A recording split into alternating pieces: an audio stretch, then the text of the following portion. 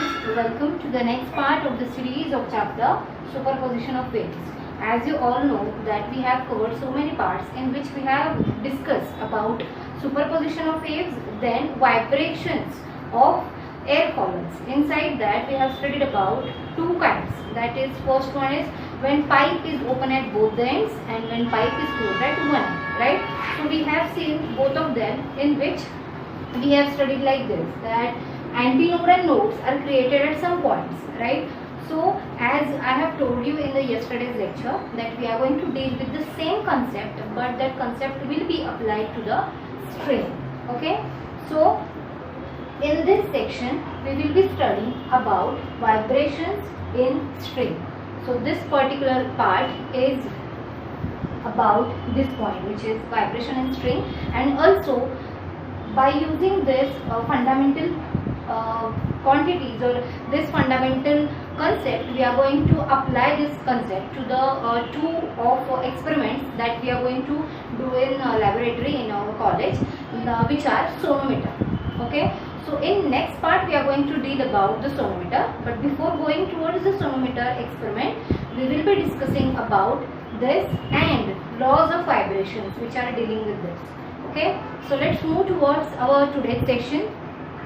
So as you can see on the diagram, I have already drawn the diagrams. Okay, you can see on the board. Alright, so the string which is there, it is attached to both the ends and it is fixed at both the ends. Okay, so which is having length L and it is having tension capital T. So I will just write some basic terms which are used over here. L is the length of the string, then T is the tension which we are going to apply to it, then this M. This M is actually not mass, but it is mass per unit length, or we can say linear density. Now what you can say about linear density? Linear density is nothing but mass per unit length. It can be mass per unit length. Okay, so that is being given by the only one thing, which is M. So this M gives you idea about mass per unit length, which is linear density. Alright, so let's have a look at this. Now what we are going to do, as the string is attached to both ends, I am going to plug the string at the midway here. If I plug the string over here, it will create some kind of loop, right? So is it the standing wave or is it the longitudinal or transverse? What you can say about the waves? So the waves which created over here are transverse waves. What are the transverse waves? Transverse waves are waves in which particle of the waves vibrate with perpendicular to the direction of propagation, right? So this kind of waves are happening over here. Now as the string is plugged at one end, it will create some loop which will collide here to the another end and it will again reflect back. So as it reflects back, it gives the phase change of pi radian. This has to be the most important thing inside this. What happens over here, as these waves are traveling towards this end, it will reflect back and it reflects back with the phase change of pi radians. Okay, so as this wave is one kind of wave and we are going to plug that, right? So naturally there is a wave and we are going to incident some kind of force to it and it will create another wave. So these two waves will interfere with each other in two opposite directions. So what kind of waves it is creating? One wave is coming from this direction, another wave is coming from this direction. So such kind of waves gives you stationary waves. So stationary waves are created over here. So what are stationary waves? So stationary waves are the standing wave. You can see over here, these waves are not going towards any direction. It is only moving towards this and again it is reflecting back. So it is fixed between the two ends. So this is nothing but the standing wave, right? So all the property which are there for stationary waves is going to apply over here. Okay, so what kind of characteristics or what kind of properties we are going to apply over here? The first one, which is about antinode and node. What are antinodes? As we always discuss this point, is when the displacement, when the amplitude becomes maximum, we get antinode. and when the displacement or amplitude becomes minimum, that means 0, it is node, right? So if two consecutive nodes are created, so the distance between two successive nodes is what? It is lambda by 4 or lambda by 2. When two nodes are there, it will give the difference of lambda by 2, and when node and antinode is there, it will give the difference of lambda divided by 4. Okay, so this is the property which we are going to use over here. Alright, so after plugging the string, it will give some kind of modes of vibration. So I have drawn 3 modes of vibration in which number of loops are changing. You can see over here, number of loops are changing, right? So at the first, only one loop is created, and as you can know that where nodes are created, where displacement is 0 or amplitude is 0, when it will be 0 at the end, obviously, because here the loop is created, right? So the displacement will be what? At the midway in the loop, it will be maximum. Okay, so this will be node, antinode and node.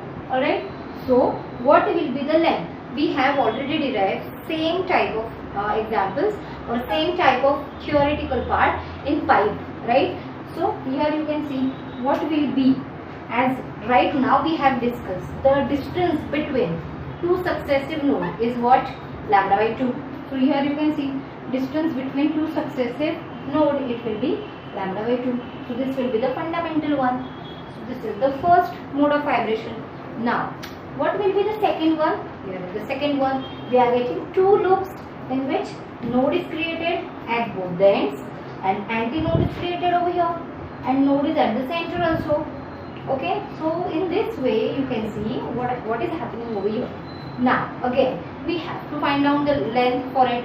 So to find the length between it, you can see over here the distance between two nodes is nothing but lambda by 2, right? Again the distance between two nodes will be what? Lambda by 2. Here I am using lambda 1. Why it is so? Because it is the mode, second mode. So we have to substitute lambda 1, and for the third one we have to use lambda 2. Okay. So by adding this, what you can get? You will get only lambda, right? Lambda 1, which is nothing but the length of the second. So I have written lambda 1 over here in the diagram. Okay. So I hope you got this diagram. Why I am writing this lambda by 2 or lambda 1. Okay, there is a reason behind it, so I have discussed the reason also with you. Now looking at the third diagram, you can see over here again node to node, what will be that? Lambda by 2, right? Again node to node will be lambda 2 by 2 plus node to node, it will be lambda by 2. What will be that? It will be 3 lambda 2 by 2. So you are getting 3 lambda 2 by 2. I have written already. So you can write over there, which is 3 lambda 2 by 2, which is the length of that string, length of that node, right?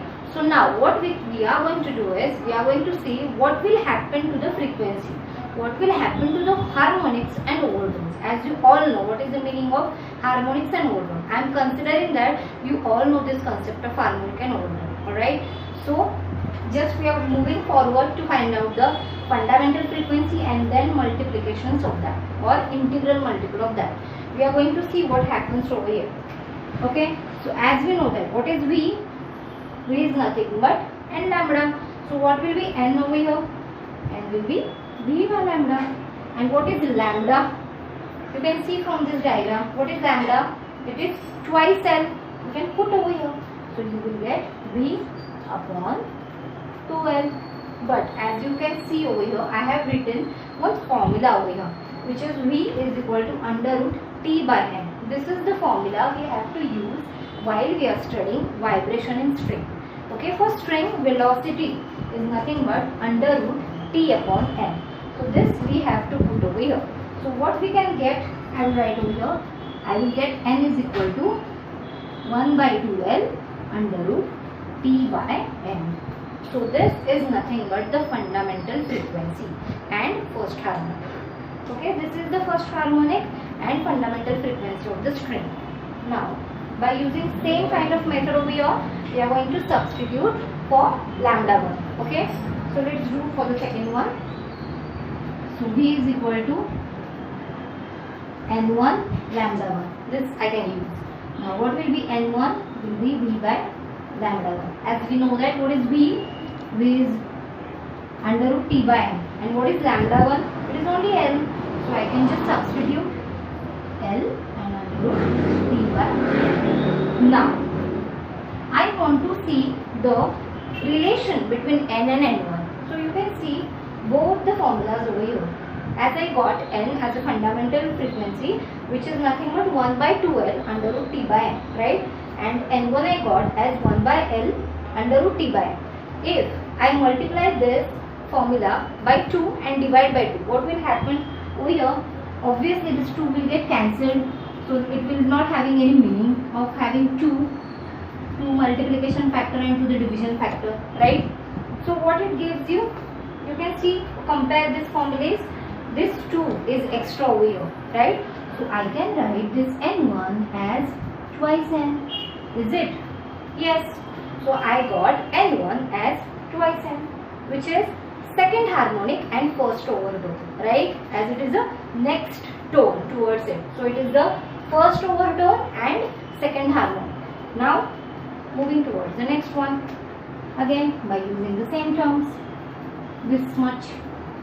So I will get this, right? So again by putting formulas for lambda 2 and v, I will get what will be lambda 2? Lambda 2 will be 2L by 3. By substituting that, I got this, which is 3 by 2L under root t by n, right? So again compare both of them. What is extra in both the formulas? 3 is extra. I can write n2 as 3n. Okay, so this is what you got from vibrations of string. Okay, as m is the fundamental frequency, which is 1 by 2L under root t by m. The second one, which is n1, which is nothing but twice n, that means the second harmonic and first overtone, right? And this one is nothing but third harmonic and second overtone.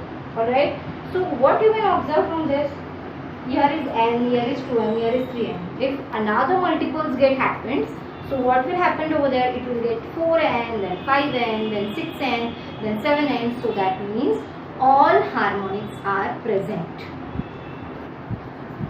So okay, so as you all come to know this concept about which we discussed vibration of string, in which we come to know at the conclusion that all harmonics are present while studying the string, vibration of string. Even in another cases, that is in case of pipe, which is open at both ends and which is closed at one end, we got some conditions over there of harmonics. So in this we got all harmonics are present. So this is it about the vibration of string. So what kind of questions can be asked on this concept? So question can be asked like diagrams, draw diagrams for the vibration of string and show all harmonics are present in vibration of string. This question can be asked for 3 or 4 marks. All harmonics are present. Show that. How all harmonics are present? Like this. In this way you can show. Okay. Now, after studying this, that is vibration of string, the next thing, which is laws of vibrations, are come forward, right? By using the formula of this, which is the formula for fundamental frequency, which is 1 by 2L under root t by n. So we are going to discuss all those laws over here, which are related to this formula, which is 1 by 2L under root t by n. So from this, we can discuss about the laws which are there. Okay, so here is the n which is written on the board, which is 1 by 2L under root t by n, right? So from using this, we are going to discuss the laws. Okay, so the first law which is there is nothing but about length. So first I will write over here law of length. Law of length. So what will be that? What is law of length? You can see over here. This n is inversely proportional to L. So I can directly write n is inversely proportional to L. But what terms are constant over here? T and M. What is T? Tension. What is M? It is mass per unit length or linear density we can say. So here is the first. Now what is the second term which is present in this equation, which is T. So law of tension. I can write law of tension. What is the relation between N and T from this? N and T. It is directly proportional when L and M are constant. If we are going to relate the two terms, other two terms should be constant. Okay. Only then you can say that it is proportional, right? Now. So now as we discussed the two laws, and the third law will be law of linear density, which is this law of linear density, which is nothing but N is inversely proportional to N. Now I want to give you some homework for today. Okay, now what will be that homework? You are going to substitute the value of rho inside this, and you are going to show how N and R are related. Okay, what is the R over there? What is L over there? L is the length of string and R will be the radius of the string. How we are going to prove? As we already say that this is linear density, right? M. So this is nothing but mass per unit length. But as we know that what is density? Density is nothing but mass by volume. So this will give you idea about mass. So it will be rho v, right? So what is rho over there? Rho is nothing but density. So it will be pi r square L, right? So in this way you are going to put the values in this and just show that how N and R are related. This is the homework for you all. Okay, and this is the last term which is we were discussing in this video.